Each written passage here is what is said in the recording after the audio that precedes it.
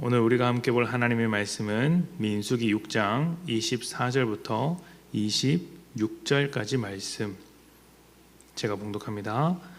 여호와는 내게 복을 주시고 너를 지키시기를 원하며 여호와는 그의 얼굴을 내게 비추사 은혜 베푸시기를 원하며 여호와는 그 얼굴을 내게로 향하여 드사 평강 주시기를 원하노라 할지니라 하라.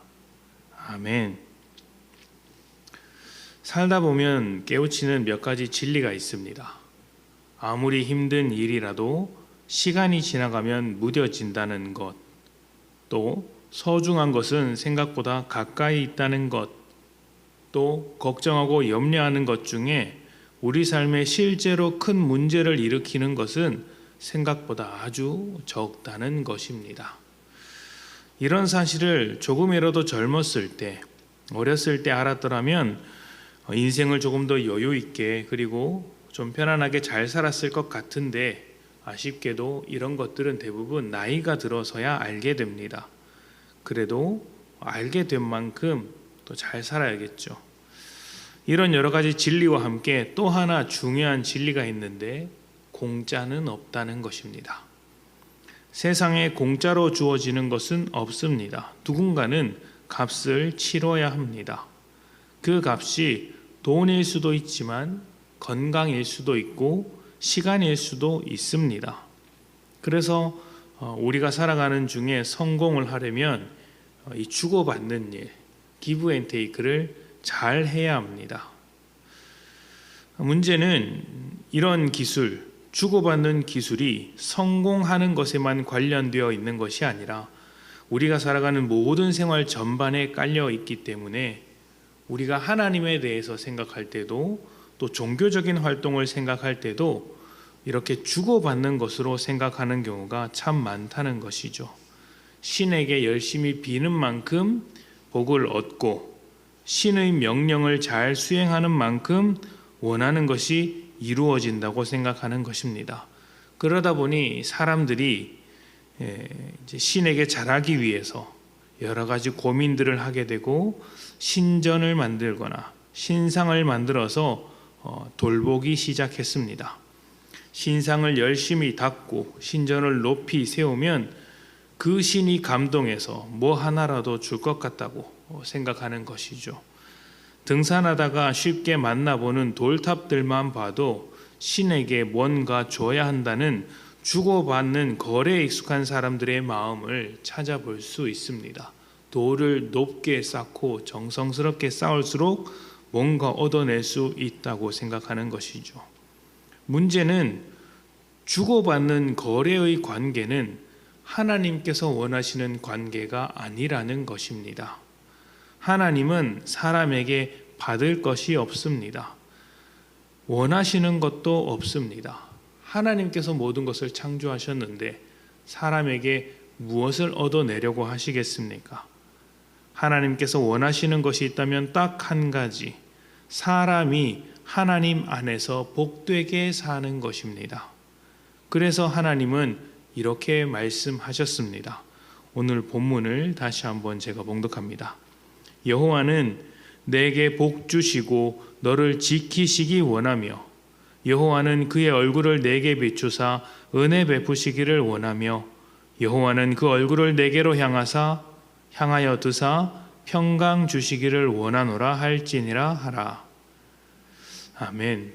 이 말씀은 대단히 위대한 말씀입니다. 하나님은 우리에게 복을 주시기 원하십니다.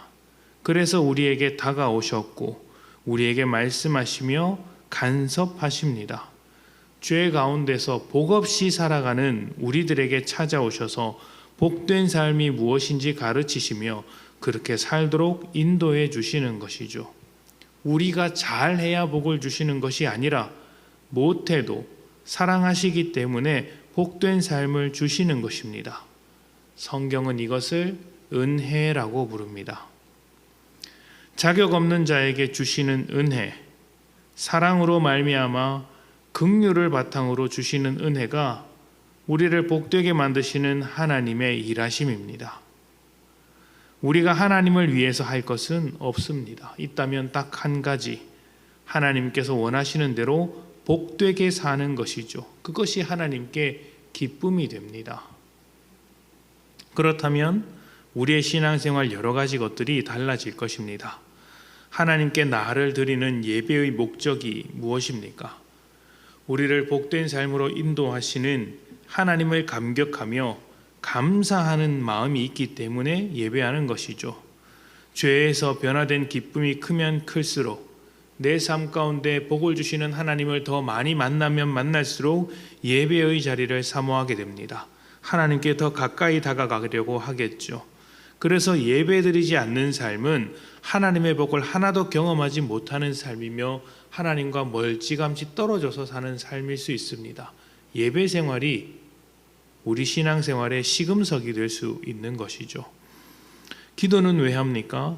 우리의 목적을 이루기 위해서 정성을 들이는 것일까요? 그런 측면이 없다고 할 수는 없겠지만 본질은 아닙니다. 기도의 가장 큰 목적은 그의 나라와 그의 의를 구하는 것입니다. 나를 책임지시는 하나님의 뜻을 구하며 그 뜻에 나를 맞춰가는 것이죠. 그래서 우리가 기도할 때 중언부언하지 않고 내일 해야 할 염려를 내일에게 맡겨버리는 것입니다. 왜냐하면 아버지 되신 하나님이 계시기 때문이죠. 아버지를 신뢰하며 아버지 뜻 가운데 살기 위해서 우리는 예수님의 이름을 걸고 기도하는 것입니다. 헌금은 왜 합니까? 아까운 돈을 왜 하나님 앞에 드릴까요? 돈이 책임지는 인생이 아니라는 측면에서, 돈에게 내 인생을 맡기지 않는다는 측면에서 헌금을 합니다. 또 우리는 세상에게 소속된 것이 아니라 하나님께 소속되었음을 고백한다라는 의미로 헌금을 합니다. 나의 모든 것으로 하나님 나라를 이루기 위해 헌금을 합니다. 그래서 우리는 11조가 아깝지 않은 것이죠. 돈이 부족해도 두렵지 않습니다. 하나님께서 하나님의 자녀를 망하게 하지 않는다는 것을 너무나도 잘 알기 때문이죠. 돈을 의지하면 돈이 보장하는 인생을 살아가겠으나 그만큼 하나님과는 멀어질 수 있습니다. 하나님은 우리의 것을 빼앗는 분이 아닙니다. 복 주시기를 원하시는 분입니다. 하나님께서 우리에게 요구하시는 모든 것은 우리를 복되게 하시려는 뜻 가운데 있습니다. 이스라엘이 율법을 따르지 않는다고 해서 하나님이 손해볼 것이 있을까요? 하나도 없습니다. 율법을 지키지 않으면 이스라엘에게 손해인 것입니다. 그것을 아시는 하나님이시기에 이스라엘이 율법을 떠나 살면 가슴을 치며 돌아오라고 하시는 것이죠. 우상에게 빠져들면 그쪽으로 가서는 안 된다고 소리 지르는 것입니다. 우리에게 여러 가지 신앙의 요구들이 있습니다. 왜 요구하시겠습니까? 왜 말씀을 따라 살아야 하고, 왜 예배하고, 왜 기도하며, 왜 헌금을 해야 하겠습니까? 그것이 하나님께 무엇이 보탬이 되겠습니까? 우리가 왜 예수를 닮아가며 살아가야 하겠습니까? 그것은 하나님께서 우리를 복되게 하기 위하여 요구하시는 것들입니다. 사실은 우리를 위한 것들이죠. 우리를 위하여 십자가를 지기까지 모든 것을 주신 하나님께서 지금도 우리를 위하여 일하십니다. 믿음은 우리를 위해 일해 주시는 하나님을 사랑하며 살아가는 것이죠. 그 사랑이 우리 인생을 풍족하게 만들지 않겠습니까?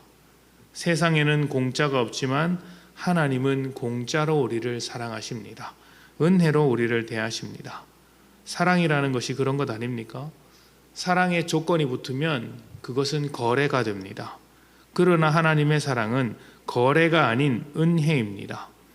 여러분은 이 은혜 안에서 살겠습니까? 아니면 세상에서 거래하며 살겠습니까? 우리를 복되게 하시는 하나님의 은혜 가운데 살아가시기를 축복합니다. 여러분은 하나님께서 만드신 소중한 존재들이니 하나님의 사랑으로 충만하시기를 축복합니다. 함께 기도합니다.